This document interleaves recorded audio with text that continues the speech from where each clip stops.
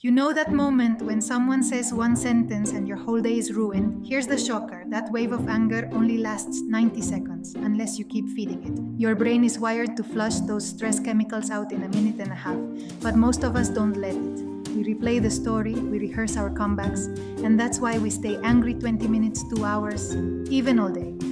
Here's the truth: anger isn't automatic, it's a choice, and once you understand these 10 principles, you'll realize nobody gets to control your emotions but you. This isn't about becoming emotionless, it's about becoming powerful. Some people stay calm in traffic, during arguments, or at work, even under pressure. They're not born different, they're using strategies you can learn too. Let's break them down. Chapter 1: The Button Pusher. Myth. We love to say they really know how to push my buttons, but here's the reality: nobody can push buttons you haven't given them. Think about it. When your coworker makes that sarcastic jab, why does it hit so hard?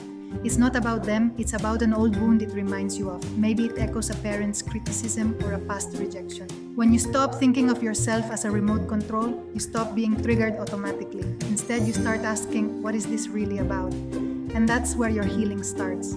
Chapter 2: The Secondary Emotion Revelation.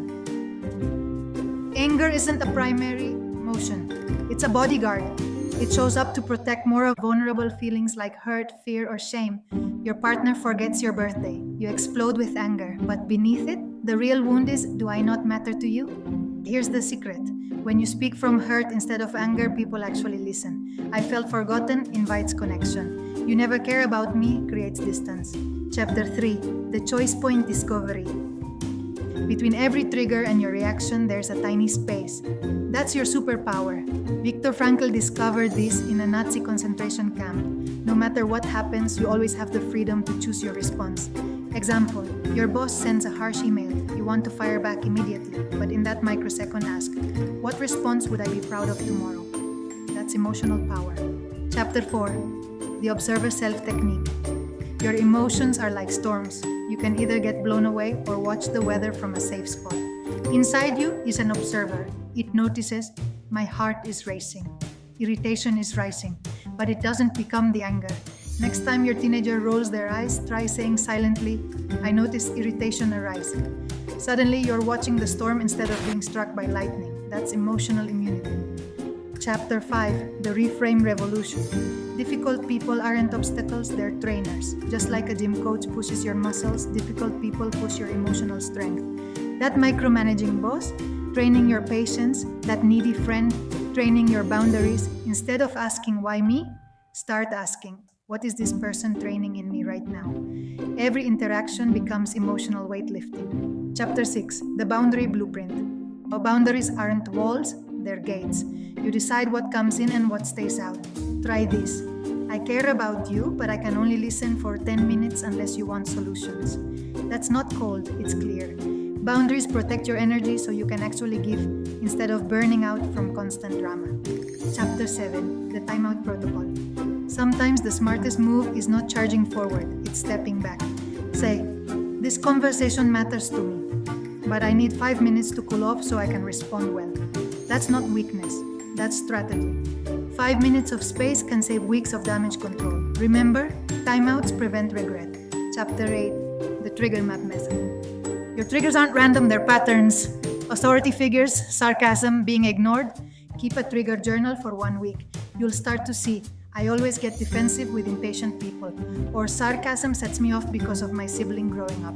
Once you see the landmines, you can stop stepping on them. Chapter 9: Compassionate Distance. You can care without carrying. You can love without drowning. Your friend calls every day to unload about their divorce. Instead of absorbing their pain, say, I want to support you. Let's set time twice a week to talk deeply, and the other days we'll focus on positive activities. That's not cold, it's sustainable.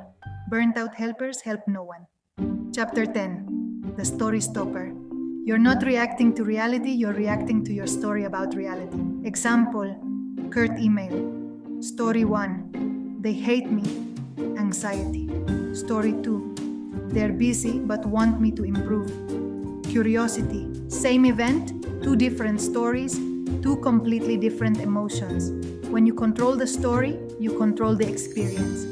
Transformation doesn't come from knowing, it comes from practicing. Pick one tool this week, maybe the 90-second rule, maybe the observer self. Use it every time you feel triggered. Every choice rewires your brain. Every repetition builds strength. The calm, unshakable person you admire isn't born different, they've just practiced until it became automatic.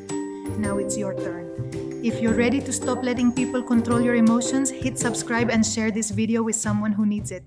And drop a comment. Which one of these 10 tools will you start practicing this week? Your answer might inspire someone else.